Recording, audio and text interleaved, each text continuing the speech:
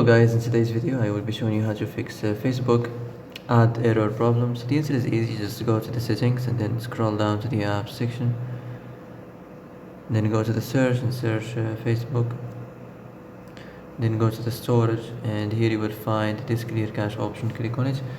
Now you can go check it if it worked, and if it didn't you can try to restart your phone or turn the Wi-Fi off and on, or the Bluetooth or the airplane mode. Also you can try to clear data, but be careful. If you clear data, all this application's data will be deleted. This includes all files, the settings, the accounts, the databases, etc. So be careful if you want to clear your data.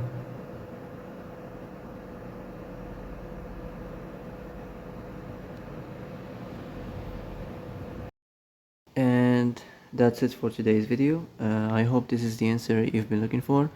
If you like this video, don't forget to like and subscribe, and see you in the next video. Thanks for watching.